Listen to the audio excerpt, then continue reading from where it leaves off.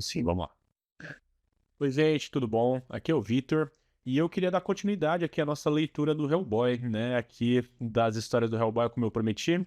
Eu tô meio complicado, tá meio complicado fazer vídeo ultimamente, mas eu vou tentar fazer algumas lives, algumas coisas assim, pra não deixar o canal parado e pra ter um pouquinho de conteúdo pra vocês também a respeito das coisas que estão acontecendo, que eu tô lendo e tudo mais, certo? Hoje, bom, a história vai ser um pouco mais curta.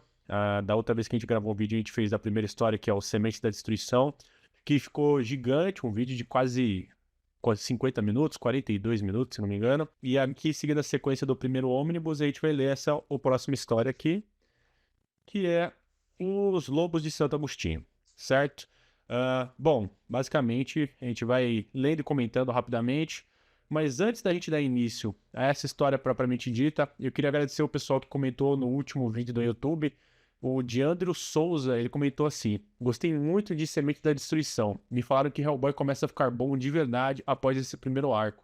Li Into the Silent Sea porque estava curioso. Agora eu vou começar o segundo arco. Cara, o Into the Silent Sea a gente vai ver nos próximos ônibus, a gente vai comentar a respeito dessas histórias aí. Eu gosto do Hellboy desde o começo, vou ser bem sincero, eu sou bem bias, assim, bem enviesado a gostar desse tipo de história. O Sementes da Destruição é o tipo de investigação que eu acho super engraçado, é meio Scooby-Doo até, mas eu me divirto muito com a forma que a história é colocada, na real. E, bom, é isso assim, Diandro. Cara, fica de olho aí que a gente vai continuar falando a respeito das histórias do Hellboy. Daí teve uma galera que comentou que gostou do vídeo, que gostou do gibi, que gosta do Hellboy. Então eu vou pedir pra todo mundo ficar de olho aí, comentar e curtir e compartilhar, claro, porque vai ser uma viagem aí. Tem muita história pra gente poder comentar a respeito de Hellboy, beleza? Ah, então vamos lá, né, gente?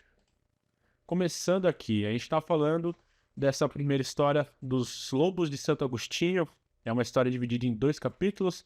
A arte do Mike Mignola, certo? A gente começa aqui com essa imagem bem bonita do santo, que a gente vai ver eventualmente depois, mais pra frente na própria história. E daí vocês estão se perguntando, né? Quem diabos foi Santo Agostinho que dá nome a essa história? Bom, na verdade tem um twist mais pra frente, mas só a título de curiosidade, né? Aurélio Agostinho de Hipona, conhecido universalmente como Santo Agostinho, foi um dos mais importantes teólogos e filósofos do primeiro século do cristianismo, cujas obras foram muito influentes no desenvolvimento do cristianismo e filosofia ocidental. Ele foi bispo de Hipona, uma cidade na província romana da África. Escrevendo na era patrística, é amplamente considerado como o mais importante dos padres da Igreja do Ocidente. As suas obras-primas são A Cidade de Deus e Confissões, ambas ainda muito estudadas atualmente. Então dá para ver que esse cara teve uma grande importância no cenário cristão aí, principalmente na época romana, certo, galera? Uh, Vamos lá, e a gente começa aqui, a gente abre a história com o Padre Kelly e o Hellboy em Saybrook, Connecticut, em 1961. Dá pra ver que eles são amigos. Mais pra frente vai contar essa relação que existe entre o Hellboy e o Padre. E a gente começa aqui em 1994, né? Nessa pequeno vilarejo aqui de Griart, nos Balcãs. Até onde eu consegui pesquisar, esse vilarejo não existe de verdade, tá? E essa história também é um pouco confusa em relação a isso, porque a gente não sabe exatamente se esse vilarejo ele fica realmente nos Balcãs ou no sul da França, exatamente. Então, é complicado. E a gente abre com essas três moças aqui, essas três senhoras, essas três mulheres, comentando a respeito que o Padre Kelly, ele tá lá de volta nessa igreja que foi abandonada. E eu gosto desse tipo de imagem porque ela me lembra muito aquela imagem das sábias, né? Então a gente vai ter os ciclos aqui, a gente tem a mais jovem, a mãe e a gente vai ter a idosa aqui completando um ciclo de vida. Eu não sei se isso foi intencional ou não do Mike Mignola, mas eu gosto bastante e cada uma delas tem uma fala aqui em um quadro, a mais jovem, a idosa e a mãe.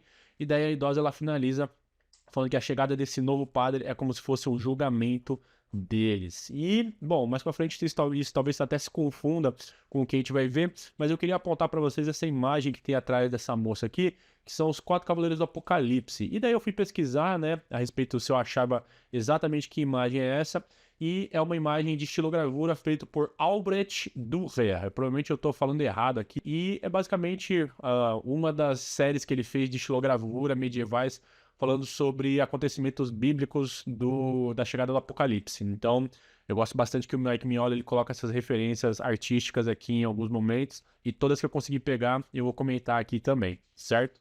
Daí a gente tá aqui, a gente é introduzido ao Padre Kelly. Padre Kelly, ele tá ali dentro da igreja, ele tá falando que ela tá completamente detonada, e tem essa imagem muito bonita da natureza aqui tomando conta desse lugar, né? Tem essas folhas, essas vinhas aqui, e o Padre Kelly, ele é chamado por um cara, esse cara meio esquisito, que tá falando pra ele que não tem nada de bom aqui, que Deus não está aqui, etc. E daí, quando ele fala isso, né? Ele fala, na verdade, Deus abandonou este lugar. E ele fala, engano seu, meu cara. Às vezes a voz divina só aparece meio fraca. Nessas horas basta ouvir com mais atenção. Ele nunca nos abandona. E daí a gente vai ter a primeira aparição desse passarinho aqui. E daí eu não sei exatamente qual que seria o significado simbólico desse bicho aqui nesse contexto, mas ele vai aparecer mais algumas vezes, tá? E daí, levando isso em consideração, do meu ponto de vista, essa aparição desse passarinho é como se fosse a presença divina aqui, a presença de Deus, ou como se fosse a parte do destino sendo colocado aqui. Ele fala que, bom, o destino vai ser inexorável e, querendo ou não, a natureza vai tomar o seu lugar de volta. Então esse passarinho ele vai costumar aparecer. E daí essa figura aqui, esse cidadão meio esquisito, vai chamar o Padre Kelly para as catacumbas, onde ele vai falar sobre a história dessa família que vivia aqui, que foi amaldiçoada, e que eram lobisomens, né? E daí a gente já vê aqui que começa toda uma parte de transformação. Ele fala sobre as torturas, fala que a família foi despedaçada, etc., mas não foi bem assim que aconteceu. E daí a gente vai vendo que ele já está se transformando num lobisomem, e quando abre o caixão tem essa imagem aqui dessa pessoa com um esqueleto humano e uma cabeça de lobo, que eu acho muito, muito, muito da hora. E daí só o Padre Kelly pedindo piedade e ele morrendo. Então a gente tem essa sequência aqui muito interessante do cara se transformando off-camera, e daí ele, com esses olhos amarelados, coisa que ele não tinha antes, matando o Padre Keller, e daí, 9 dias depois, que tá lá o nosso querido Hellboy. E é muito legal porque a gente tem aqui um paralelo desses olhos amarelos com esses dois outros olhos amarelos que estão aparecendo aqui nessa janela quebrada também. E o Hellboy, ele tá falando a respeito desses incidentes que acontecem e tudo mais, onde aqui 167 pessoas foram mortas em uma única noite, e quando isso acontece, geralmente o lugar ele tem um passado mais sombrio, algum tipo de problema, algum tipo de assombração que tá aí, recorrente, né? E a questão é que esse vilarejo de Grinier, ele não tem nada disso, né? E o Hellboy ele tá falando com a Kate Corrigan, que a gente vai ver a cara dela mais pra frente, mas ele tá falando de algumas datas aqui onde ele já viu isso, né? Esse tipo de massacre. Na Índia, em 1957, na Nova Guiné, em 1959 e de novo na Índia, em 1982. E daí eu fui pesquisar essas datas, né? Fui ver se eu encontrava alguma coisa a respeito disso. E bom, eu cheguei aqui em algumas coisas que eu não sei exatamente se isso poderia estar relacionado a essa história, mas em 1957, a Índia vivenciou o distúrbio de Hamad, uma série de confrontos violentos no sul de Tamil Nadu, que resultaram na morte de 42 Dalits. Além disso, a pandemia de gripe de 1957, também conhecida como a gripe asiática, espalhou-se rapidamente pela Índia, causando doenças generalizadas e algumas mortes. Houve também vários incidentes ferroviários que resultaram em mortes, incluindo uma colisão perto de Tatanagar, que matou 18 pessoas e feriu 53. Então, de verdade, eu não sei se o Hellboy pode estar se referindo a esses acontecimentos, mas de grandes proporções, assim, parecidas com essas de 167 pessoas que morreram, eu acho que só vou encontrar essas. Aí, em Nova Guiné, eu infelizmente não achei absolutamente nada em 1959, mas em 1982, na Índia, a gente teve mais alguns acontecimentos. Basicamente, em 1982, a Índia vivenciou diversos incidentes de violência e assassinatos, incluindo confrontos entre policiais e criminosos, motins religiosos e um trágico caso de sequestro e assassinato. A gente teve o assassinato de Manya Survi em 11 de janeiro de 1982. O notório gangster Manya Survi foi morto a tiro pela polícia em Mumbai, marcando o que é frequentemente chamado de o primeiro assassinato por confronto da cidade. Em setembro de 1982, uma série de motins eclodiu em Meerut, com hindus e muçulmanos supostamente envolvidos em ataques coordenados com o uso de diversas armas. A violência foi desencadeada por uma disputa sobre o uso de um edifício específico para fins religiosos. A gente teve alguns casos de violência contra membros de seita em Ananda Marga, em maio de 1982, uma multidão atacou e matou pelo menos 13 membros da seita religiosa Ananda Marga, em Calcutá, após rumores de que eles haviam sequestrado crianças. E a gente teve aqui o sequestro e o assassinato de Gita e Sanjay Chopra, em agosto de 1982. Dois adolescentes, Gita e Sanjay Chopra, foram sequestrados e assassinados por dois indivíduos, Ranga e Bila. E daí, bom, foi basicamente isso que eu consegui encontrar. Em Nova Guiné não achei nada a respeito dessa data, desse tipo de proporção. Bom, mas eu não sei se o Mike Mignola ele pode estar inventando. Isso aqui é uma ficção histórica que ele está colocando aqui na história. E daí a gente conhece finalmente a doutora Kate Corrigan, né? E muitas pessoas falam que ela é muito parecida com a esposa do Mike Mignola, a Christine Mignola, e eu concordo. Eu acho assim que existem momentos que a gente olha e que ela tem a cara da esposa. Se vocês viram o documentário Drawing Monsters, vocês vão notar que ela aparece lá várias e várias vezes, e eu acho realmente ela bem parecida. O Hellboy a gente já conhece, mas a gente tem uma introdução dela aqui que fala assim: a doutora Kate Corrigan, professora da Universidade de Nova York, autora de 16 livros sobre folclore e ocultismo, inclusive As Confissões de Isobel Gold, recrutada em 1984 como consultora do Bureau de Pesquisa e Defesa Paranormal. Então, ela é uma pesquisadora, basicamente. E ela tem esse negócio desse livro das Confissões de Isobel Gold. E eu fui atrás para saber quem que é essa mulher. E ela existe, na verdade ela existiu realmente, né? E eu vou ler mais um trecho aqui falando um pouquinho a respeito dela.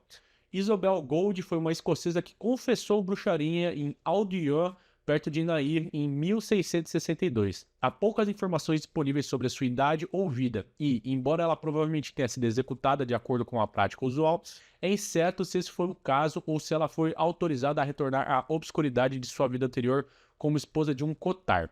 Seu testemunho detalhado, aparentemente obtido sem o uso de tortura violenta, fornece uma das percepções mais abrangentes sobre o folclore europeu de bruxaria no final da era de caça às bruxas. Isso aqui é muito legal porque, aparentemente, a Isobel Gold, ela confessou sem precisar o uso de tortura, sem precisar daqueles métodos que a gente está acostumado a ver também. E basicamente o que está acontecendo é que a doutora Corrigan e o Hellboy eles foram investigar a morte do Padre Kelly e ele fala aqui que eles eram conhecidos, que eles fizeram um exorcismo de 12 dias e que ele quase perdeu um olho. Ou seja, eles eram muito próximos, como mostrou aquela foto também que a gente estava no começo. Eles invadem lá, eles entram na tal da igreja. A gente tem mais alguma imagem ó, de Santo Agostinho que foi. Inclusive tem aqui toda a parte da descrição dele. E daí a Kate ela fala a respeito desse vilarejo que ele tinha um outro nome, né? Ele se chamava Santo Agostinho. E olha só de novo o nosso querido passarinho aparecendo aqui, sempre pontuando esses momentos dentro da igreja. Basicamente o que ela fala é a respeito que esse lugar, que tinha outro nome, tem um histórico sujo sim, como era de se esperar. Ela fala assim, em 1214, o monge Philippe de Bayeux voltava de uma peregrinação quando se deparou com um povoado chamado Santo Agostinho. Quando ouviu o sino do palácio no vilarejo, Philip ficou tão encantado que decidiu cumprimentar a família real. O monge entrou na capela da propriedade onde encontrou toda a família orando. No entanto, diante da cruz havia uma imagem de um demônio anticristo. E daí a gente vai ter essa imagem aqui de uma deusa ou de um deus que parece ser grego ou romana. E daí, de novo, né? Eu vou dar uma pesquisada a respeito disso aqui para ver quais seriam os deuses que a gente poderia ter. A gente tem aqui um deus grego da fertilidade, mais conhecido é o Príapo. Ele é frequentemente retratado como um falo proeminente e associado à proteção de rebanhos, plantações e jardins. Outras divindades gregas com conexões à fertilidade incluem Deméter, a deusa da agricultura, Dionísio, deus do vinho e da fertilidade, e Hércules, em contextos associados à fertilidade masculina e à agricultura. Esses são os exemplos gregos. Os exemplos romanos que a gente vai ter, que basicamente é bem parecido, assim, a gente vai ter que na mitologia romana existem várias divindades associadas à fertilidade. Ceres, a deusa da agricultura e das colheitas, é uma figura central, mas também há outras como Juno, deusa do casamento e da fertilidade, e Baco, deus do vinho, da agricultura e da fertilidade, além de Fauno, o deus da fertilidade dos campos e dos animais. Então vocês estão vendo que a gente vai ter bastante aí. Não acho que é o nosso querido Fauno, porque ele não tem chifrinhos, mas isso aqui foi o suficiente para o padre ameaçar, amaldiçoar toda a família real e eles se transformarem em lobos a cada 7 anos. Então, basicamente, o que a gente vai ter aqui é essa maldição da família real que vivia no vilarejo de Santo Agostinho, que depois foi renomeado. E daí o Hellboy tá fazendo uma investigação, ele tá falando que a polícia fez um trabalho muito porco em limpar a cena do crime, ele tá seguindo o sangue. É muito legal que o Kate a Kate e o Hellboy, eles têm uma relação meio que de camaradagem mesmo. Vai ser mais pra frente que a Kate vai comentar que o Hellboy passou alguns anos tentando convencer ela a entrar pro campo, né? Ela deixar só a parte de pesquisa e ir pro campo, porque afinal de contas ela vai poder viver em primeira mão tudo aquele folclore que ela pesquisava. E daí eles estão falando sobre as armas que eles têm, né? E ela faz uma piadinha falando, você consegue acertar alguma coisa? Porque a gente sabe que o Hellboy, ele é muito ruim de tiro, né? Mas ele tá falando que ele tá melhorando.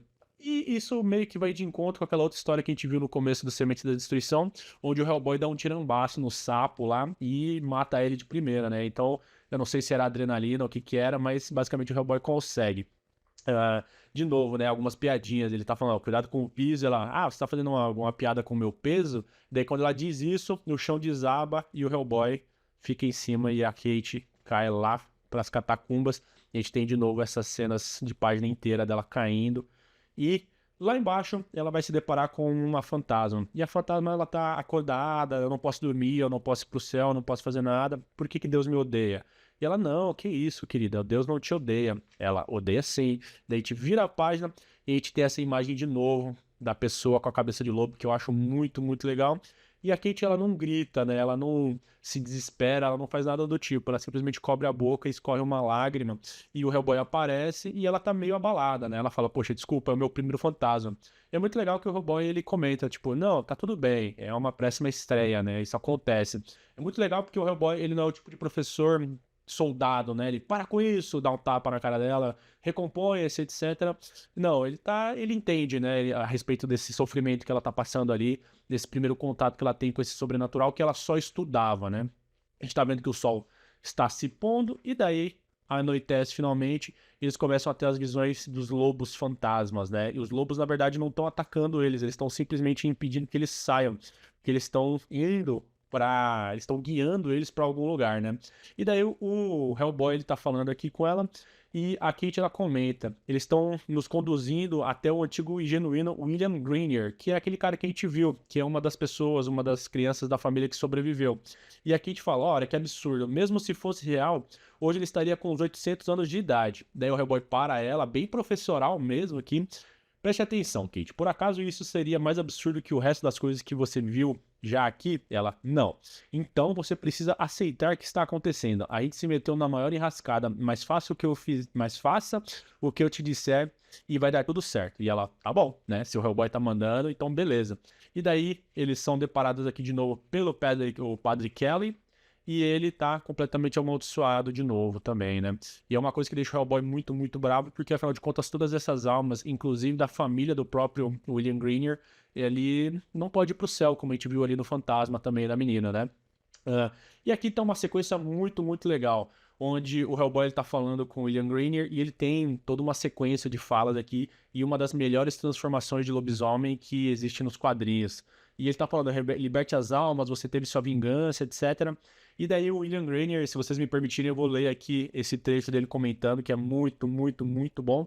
Ele fala, eu tolerei as transformações uma vez a cada 7 anos, durante muitos séculos. Você pode imaginar o meu suplício? Seria melhor morrer nas lanças, ou na roda, ou no gancho e na espada. Qualquer tortura era melhor que isso. A criatura me impregnava cada vez mais, até que, do que outra hora foi um homem, restasse apenas esta pele. E hoje, enfim, eu lhes digo, enfim é chegada a hora e o lugar da besta. Daí, e a besta sou eu. E ele tá gigante. Cara, esse negócio aqui dessa transformação, onde ele pega a unha e vai rasgando a própria pele e se descasca, é muito bom, assim. É muito, muito, muito legal mesmo. E ele termina de rasgar o que sobrou de ser humano. E ele agora é um lobisomem gigante. Inclusive, a Kate, ela fala a respeito disso, né? Ela comenta, fala, mano, é muito grande, como assim? Esse bicho é gigante. E o Hellboy dá uma porrada nele aqui. E daí o Hellboy comentando, é o fim da linha pra você, Grenier. E eu não sou mais o Grenier, eu sou apenas a fera, apenas a besta.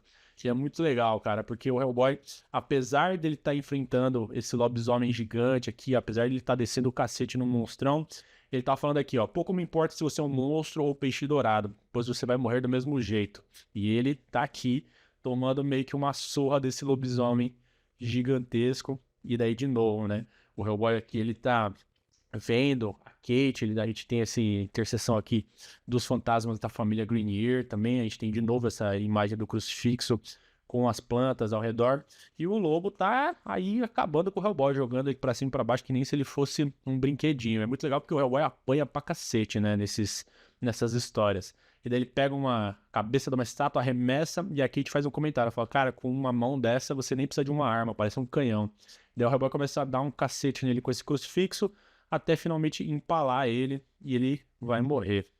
Ele tomara que tenha doído, né? Porque o Hellboy tá muito puto porque ele matou o padre de novo. E daí, nesse final, novamente, a gente vai ter o passarinho aqui, bem sutilzinho, e ele tá aqui fazendo essa pontuação sonora do fim da maldição dos lobos de Santo Agostinho.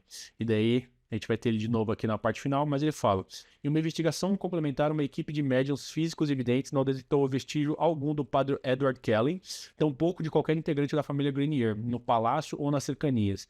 Em 29 de maio de 1994, Isaac Hoffman considerou o local oficialmente esconjurado.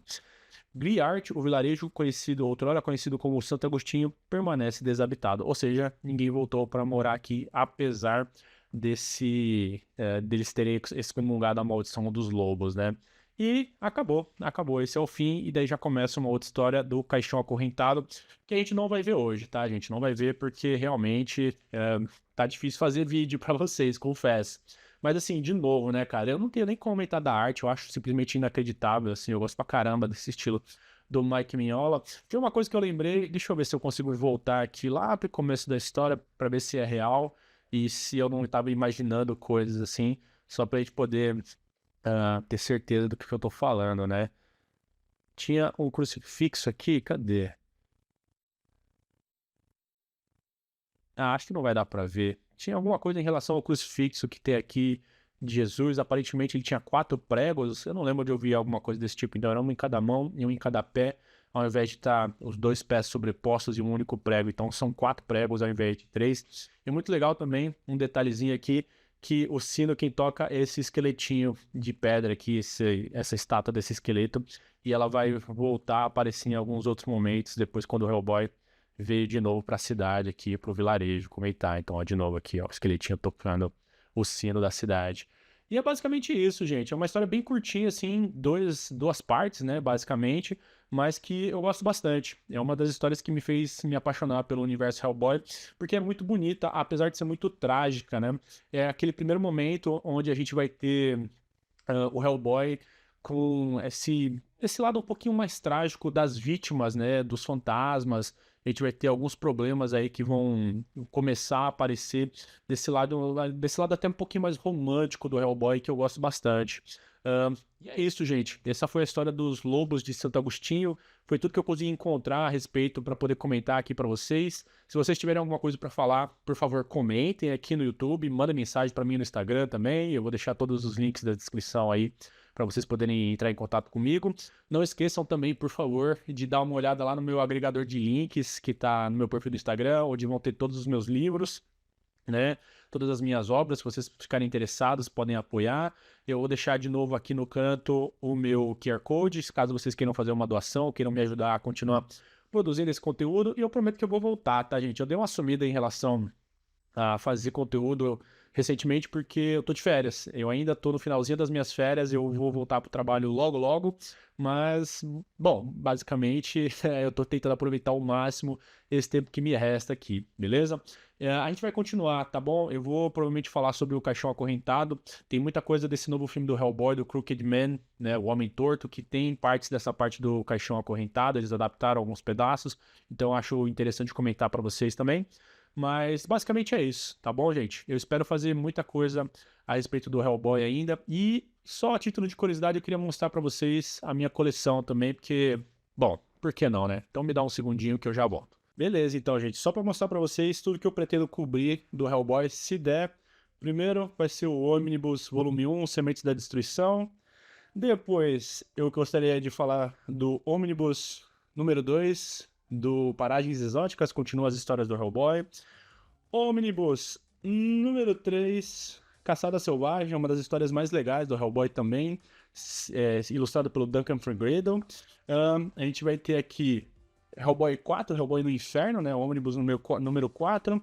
A gente vai ter aqui o Histórias Curtas Volume 1, a gente vai ter o Histórias Curtas Volume 2. Eu vou ter aqui o Universo Hellboy, que eu também comprei aqui, Histórias Secretas. E a gente vai entrar na saga do BBDP também, que é A Praga dos Sapos Volume 1, A Praga dos Sapos Volume 2. A gente vai ter A Praga dos Sapos Volume 3, é muita coisa, Volume 4. E daí acaba A Praga dos Sapos finalmente, e a gente entra no Inferno na Terra, volume 1, Inferno na Terra, volume 2, Inferno na Terra, volume 3, que é o que eu tenho até agora. Pretendo comprar o 4 e o 5 também, fora outras coisas que vão sair do Hellboy. Só não sei se eu vou comprar o Jovem Hellboy, porque realmente é muita coisa e tá num formato que eu acho que eu não curto tanto. E daí a gente vai falar também sobre histórias paralelas do Abe Sapien, né? Eu tenho esse aqui, Abe Sapien, Os Afogados e Outras Histórias, e o primeiro volume, que eu ainda vou comprar os próximos também.